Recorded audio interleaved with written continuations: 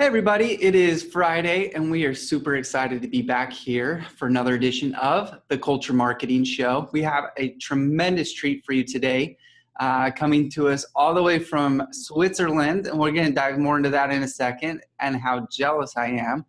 But we want to talk a little bit about Suzanne Lucas. She is a New York Times, Inc. writer. She's been on a number of news programs that you'd be familiar with. And she is an expert all around human resources and understanding the pros and cons and the whole evil side that people get blamed with on HR. And so she goes by the evil HR lady, and I think it is absolutely fitting.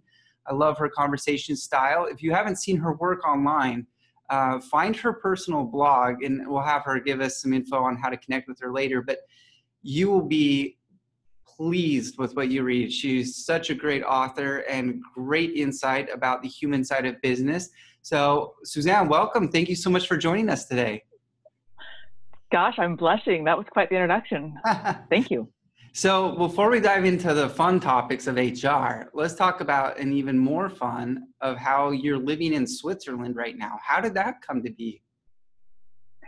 Well, we came with my husband's job, and how things all worked out is the very same week that he got the job offer in Switzerland, the company that I was working for got bought out by a bigger company. And at the moment I was doing layoffs, and I knew that the new company would come in and bring their own layoff team. So I knew I was going to lose my job anyway. So all the stars aligned, and it just seemed like, oh, okay, well, let's do this adventure. So we came for 2 years, 9 years ago. So, it must be a treat. You must love it.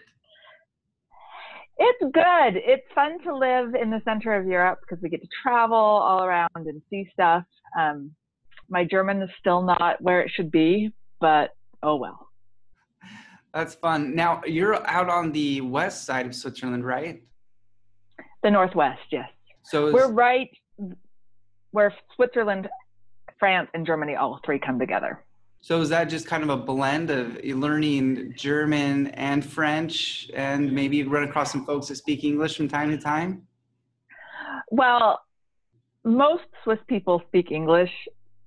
It's a mandatory subject in schools. So all the teenagers at least do, and the young adults, some of the older people don't. And sadly, for Americans, their English is so good that they usually switch into English rather than suffer through my German. But Basel is officially German speaking, and you can cross the border and speak French, but in Basel it is German. I mean, it's Swiss German, which is different than High German, but that's a topic for another day. Well, wonderful. We really appreciate you taking the time to jump on this call with us. So let me jump right in. Today's topic, we're going to talk about creating a culture of basically respect and the true candidate experience. And, last year and even in 2016, we saw a lot of conversation. I went to a lot of conferences, and the conversations were all around the number one priority for talent acquisition teams was creating a great candidate experience. And I feel like for the most part, a lot of companies did, but they were looking at like how to make an application process mobile friendly. And although that's important in the candidate experience, I think they're missing the importance of the human element of the candidate experience and how to create a culture of appreciation for candidates that apply. And my biggest, I've owned a job board for 10 plus years. I've been in the HR technology space forever. And I'll tell you, as much as I love to promote job boards and still the effectiveness of them, nothing is better than a referral. And think about the number of applicants that come through the pipeline of some of these organizations, and they miss the opportunity to generate referrals, even from prospects who don't get the job, because they can create such a great representation of the brand, their values, and what it would mean to work there. And even though they didn't get the job, they still could become a great referral source for more applicants that might fit the profile. So that's just kind of a framework. I am a huge advocate of this process. But Suzanne, give me a little backstory. Why is this important to you? What are some things you've maybe noticed out there that that make this a really important subject? Well, just yesterday, somebody asked me a question on Twitter, and the person said, I've been trying to apply to as many jobs as possible. Is there a way to streamline this? Because I'm having to input all of my data over and over and over again into every different company's applicant tracking system. And, that's the first step of, oh, we have this great applicant tracking system. Well, a great applicant tracking system that requires an applicant to spend an hour trying to get their data to fit into yours is not a great applicant tracking system. You're thinking of your end, the data that we can run, the reports we can run from this. You're not thinking about the candidate. And when you're focusing so much on the systems, like you said, you're missing the human part of it. Even if you have a great applicant tracking system that I can just upload a PDF of my resume to, and your system slots it into the right categories, when you treat candidates poorly, it doesn't matter how good your technical side is. And so many companies just ghost candidates. You come in for an interview, sometimes you come in for 3 or 4 interviews, and then nobody ever gets back to you, ever. Right. You never hear that you got you didn't get the job, but you never hear that you didn't. Just, okay, we're done with you. And like you said, they've lost an opportunity for a referral or perhaps a future position where this person would be a great fit, because now they hate you. Right. And what happens to consumer facing brands?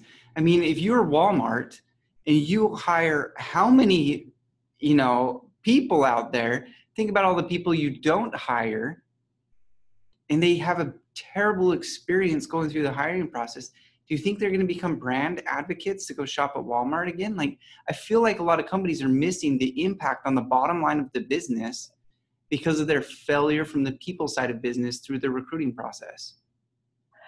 I agree 100%. When you treat your job candidates like, products on a shelf, and that you can just pluck them off whenever you need, and when you don't want them, you just throw them someplace and figure someone else will clean them up. Speaking about my experience of shopping at Walmart, you never know what you'll find on weird shelves. But so many companies treat job candidates that way, and it's miserable. And it makes the person feel bad. And yeah, they're going to say negative things about you. And maybe a company like Walmart doesn't have to worry. But if you are a smaller company, you may have to worry. And if you're customer facing, selling retail or whatever, you're going to have problems. And even if you're just a B2B salesperson, so you treat me terribly, you don't hire me, and then I go to another company and I get hired.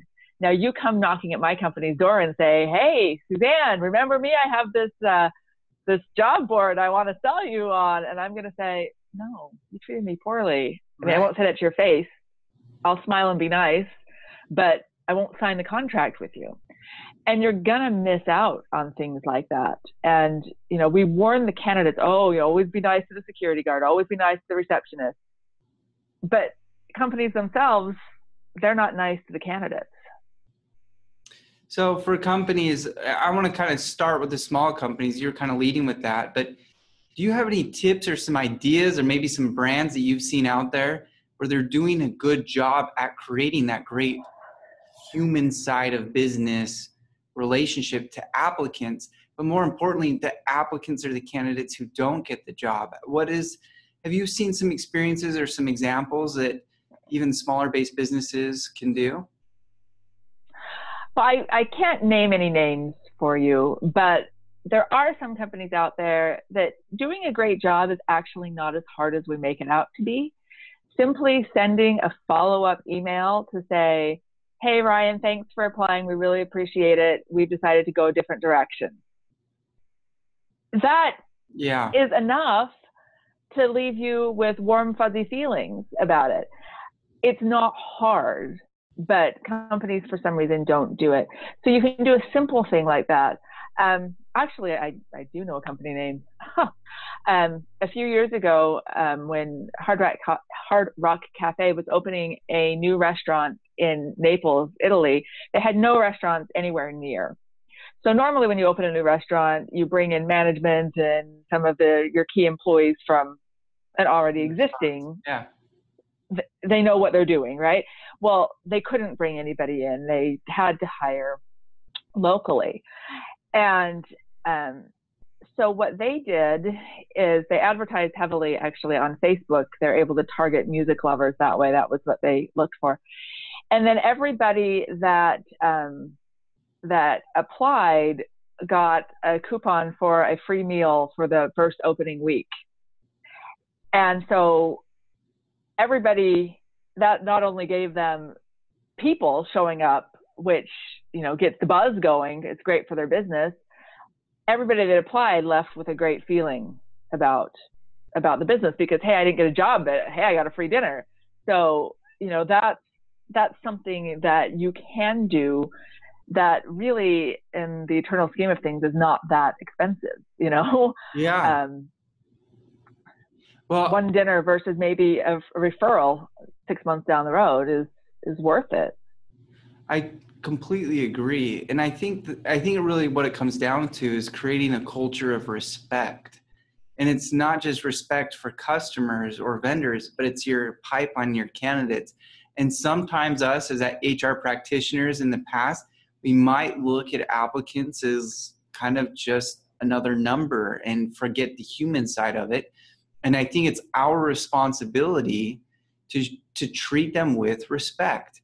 Now, one thing that I've seen I saw a stat on Twitter. Now, granted, Twitter is only as credible as well, Michael Scott from The Office would probably, believe its credibility. But I saw a stat that said 83% of candidates who do at least one round of interview and don't get the job never hear back that they didn't get the position.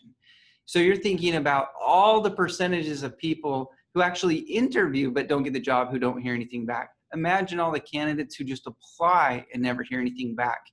And my theory is, if you want to create a culture of referrals, it starts with respect. And to me, having a candidate spend the time to get ready, their amount of time to prepare for their interview, come in, the emotional angst of trying to figure out, did I get the job? How did I do? How did I look?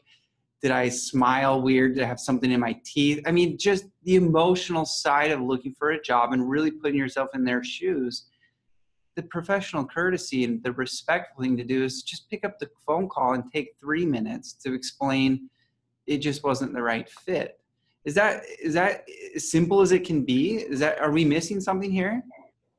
It could be even simpler because you can set up your applicant tracking system to send out an automated message to everybody that applied to tell them that the position has been filled.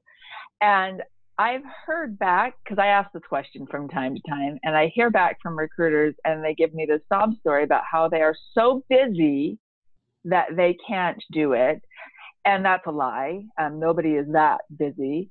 But the other thing that they point out, which is true, that it's not just a problem with recruiters, because I come to you and I say, I need to fill this position if you're my recruiter. And so you say, okay, great. And we get the job description written and you start sourcing candidates. And then my coworker comes to me and says, you know what? I really think that this vacant position you had would be better if we also got someone that could do statistics. So then I come back to you and say, oh, I need to add this in. And you're like, well, I've got 20 candidates here and I've already phone screened them, but none of them can do statistics. And I'm like, oops, sorry. And so then you toss those out and then we start looking for people that can do statistics and they start coming into interview and then there's a budget freeze and it might be temporary. So I don't want to dump these candidates, right? Because it might be temporary.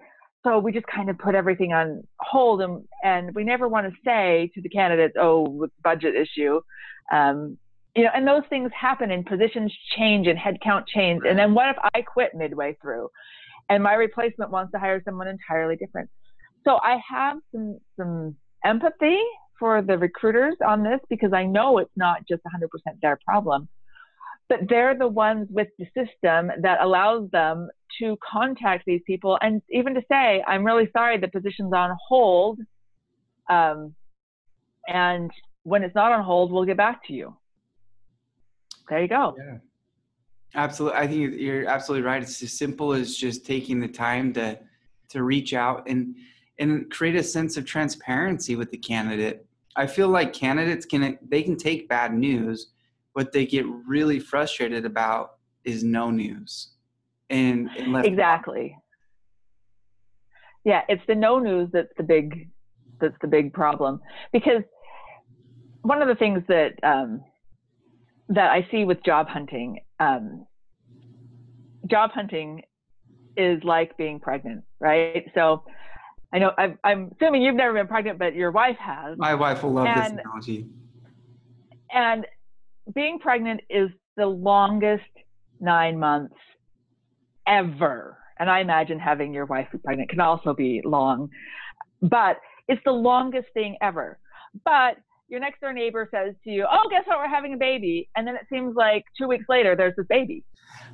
And it just went by so fast. You're like, wow, that pregnancy was nothing. And your neighbor's like, oh my gosh, it was horrible. I had morning sickness that lasted all day for the first 8.5 weeks. And, whatever. Yeah. It just, but the recruiters are like the next door neighbor that, that just, oh, well, this job got filled and that was so fast. Whereas the candidate feels like they're pregnant and that's just, is this ever going to end? And I have this horrible morning sickness and it's supposed to go away, but it's not. And there's that disconnect there because recruiters, they're not stressed out. They have a job. And the candidate either doesn't have a job or they want to leave where they're at. And so they're under this stress and everything seems to be moving so slowly and the recruiter's really busy and just time flies for them. So there's this, we're living in two different universes here between recruiter time and candidate time.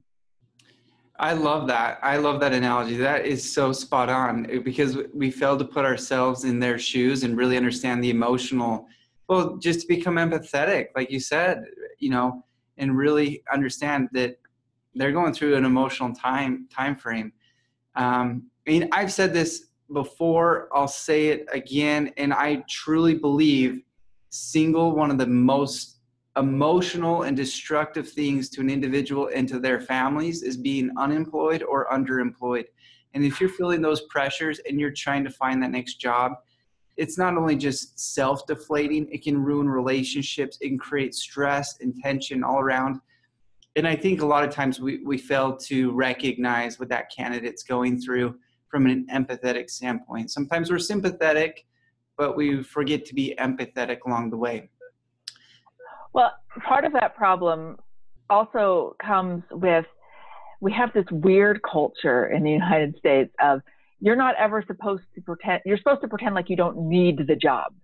Like you'll get rejected if you're too desperate, right? So we only want to hire trust fund kids, people that don't need the job. Well, there are very few trust fund kids. We work because we need the job. Yeah. But we also treat candidates like, oh, you're inferior if you're like, look, I really need this job. But we need jobs, but we can't talk about it. We can't, because that's like, oh, bad. You're desperate.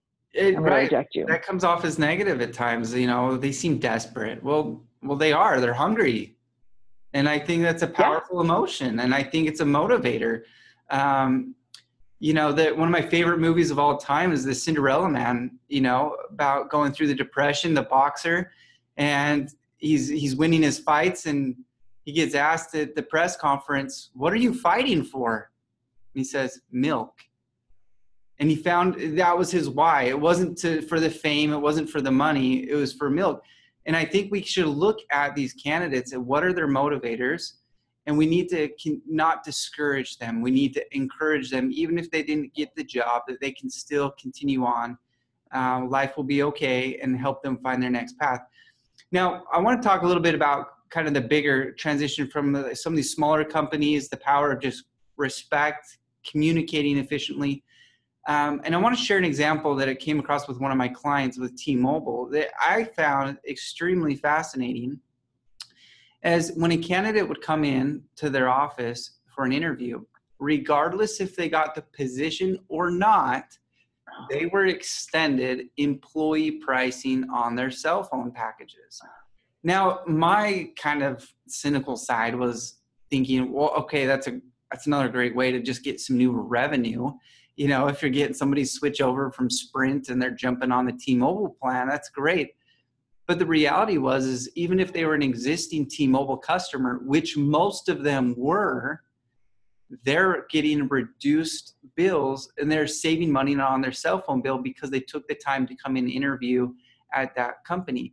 Now think about what the referral side of that is, and think about the loyalty, the brand loyalty that candidate has to the brand T-Mobile. I went in to interview for a job. It wasn't the right fit, but they made me feel so welcomed. They wanted me to feel like I'm part of the T-Mobile family and get employee pricing.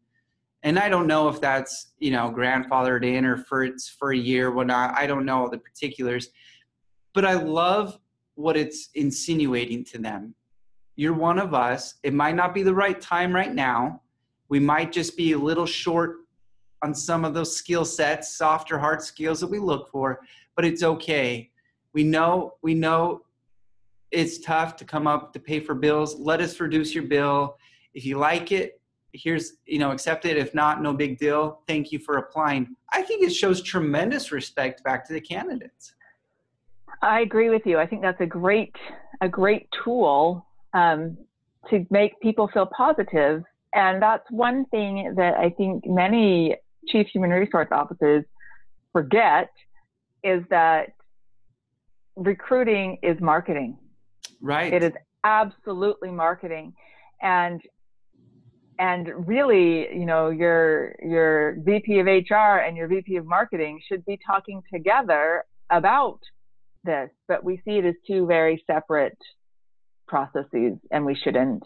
I mean, clearly it's not your only marketing, but it is marketing. It's absolutely marketing. Yeah, absolutely.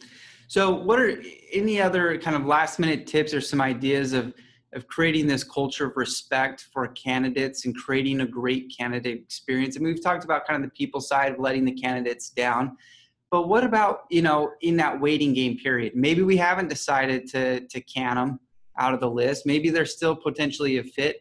They've applied. We haven't done our interviews, or maybe we have. What do we do while we're kind of sitting there?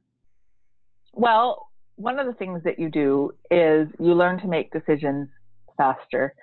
And, you know, I've heard tales, and I have seen with my own eyes people being called in for 5 or 6 or more interviews, not meeting with 5 or 6 different people on the same day, mind you, but having to take off work or find a babysitter or whatever 5 or 6 times. And you keep going because you're like, well, I must be almost there. You know, this will be the last one. And it's not. So that's one thing, and not just on the waiting. It's cut down the waiting period. But the other thing is, when other things come up, just be honest. Like I said, we're putting this position on hold because we're reevaluating it. Or we've brought in a new department head and we want that person to get acclimated before we fill this position.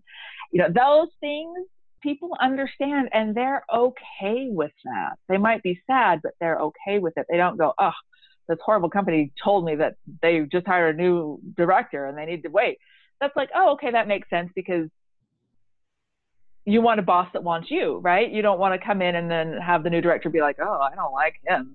You know, you don't want that any more than they don't want that. So all of those things you can do to make it a better candidate experience. None of those things cost anything.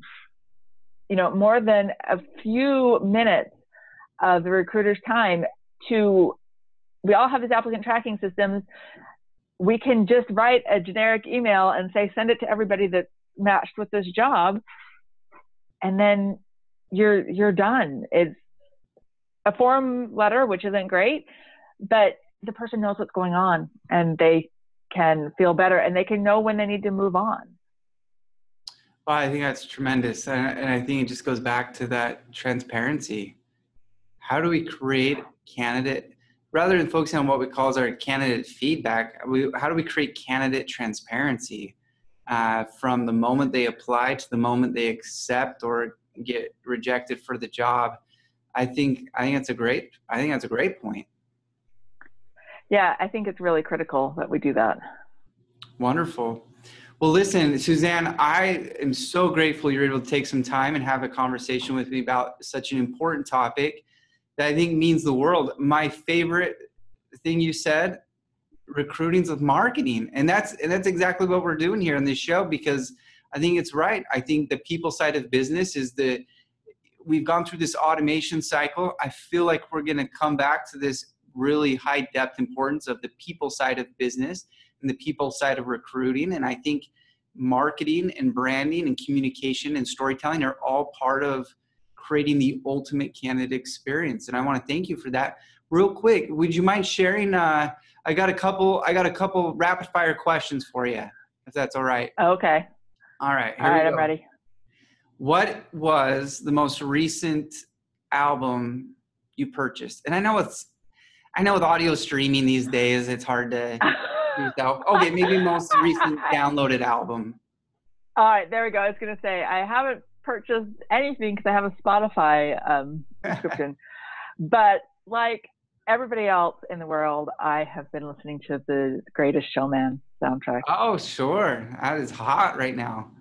Yeah, Yeah, it actually might be more important to me on what I actually choose to download as opposed to like an album I buy, because that space on my phone is really important to me.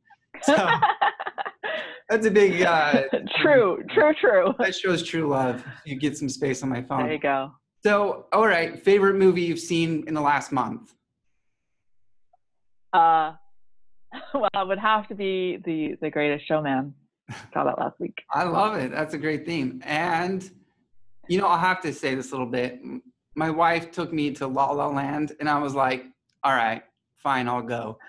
I didn't particularly love it, but whatever. It was a date night. I wanted to support her. And then when we went to go see The Greatest Showman, she just said, I don't know. I think it's about some some really cool acting. The guy from the, Wolverine is in From Wolverine? it. I'm like, okay, I'm in. I had no idea what it was, and she totally tricked me into it. And She's sneaky. It's my turn. Well, let me tell you a funny story about this. So 2 weeks ago, my husband and son were at Boy Scout camp. And so my daughter and I decided we would go see Greatest Showman. And so we bought tickets online, and we don't see a lot of movies because movies are expensive. And we went to the theater, and it said it was in Theater 2. And so as we're walking down the stairs, there's this big sign that said Theater 1.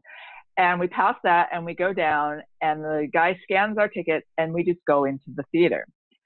And we're sitting there waiting for it to start, and it's not starting on time, which is not very Swiss. The Swiss are very punctual, and it's not starting. And so we're joking about that. And then it does all the previews, and all the previews are all these really superhero-based things. And I thought, that's kind of odd, but whatever. It's the next movie's coming out. And then the movie starts, and it's panning over this bleak landscape in this super futuristic airplane thing. And we turn to each other and go, I don't think this is the Greatest Showman. We'd walked into the wrong theater, and we were watching the third Maze Runner movie. Oh, and that's not anything like. No, it wasn't anything. Is it? But it's because it had started later, and the movie hadn't started late. It was just scheduled for later. We didn't want to get up and walk out, and so we stayed and we watched it. It was pretty good. I love it. Except she'd read the books, but I hadn't, and I hadn't seen the first movie, so I had no idea what was going on. But it was a pretty good action flick. But then we went back the next week, and we were grateful that we made the mistake the week before, because this week the movie that was in the theater that we went into accidentally was the new 50 Shades of Grey thing, which I would have just died if I accidentally walked into that. So, well, tell us real quick. So that's fine. We have a lot of HR folks and a lot of small business owners that watch this and engage with us on our podcast. Do you have a good book you recommend, just really spending some time from a personal development side? Yeah, I do. And it has words in it that I don't actually use myself. It's by Amy Alcon, and it's called Unbadwordology. She gave me permission to refer to it that way. And it's about taking charge of your own life. And I think it's really valuable from a personal development thing. If you can get past her language, she likes the shock value of things. But she does it very science-based, which is very good. And she's eminently rational, and she's a good friend of mine. So if you want to disagree with her, she's happy to disagree with you and have a good conversation. But she points out that just because you're scared of something doesn't mean that you shouldn't do it. And especially, when we're talking about careers and networking and all of those things, a lot of that stuff that makes you successful is really scary. And it turns out that it's scary for the people that succeeded as well. We seem to have this concept that other people aren't scared. Well, no, they are. They just say that's not good enough reason to not try. So I really think it was a valuable book. I liked it. I love it. That's my book. I love that topic. I could talk about that for days. I think there's a lot of truth to that. All right, Suzanne, as I talked about at the beginning of the program, how much I love your content and your written skills, your ability to write and storytell is just phenomenal. How can we get a hold of you? How can people jump on and engage with you? Well, you can come to my blog, which is evilhrlady.org, or you can find me on Twitter. I'm Real Evil HR Lady there. You can Google Evil HR Lady and I'll pop up anywhere. And you can actually use my real name, which is Suzanne Lucas, to find me on LinkedIn. And you can email me at evilhrlady@gmail.com. So I'm pretty easy to find. Like I said, just Google Evil HR Lady and I will pop up. Wonderful. Well, thank you so much for taking the time. And again, this is the Culture Marketing Show. Every Friday at 12 Pacific Standard Time, we go live with great guests, such as the Evil HR Lady. Thank you so much for joining us again. And until next time, we'll see you around. Great.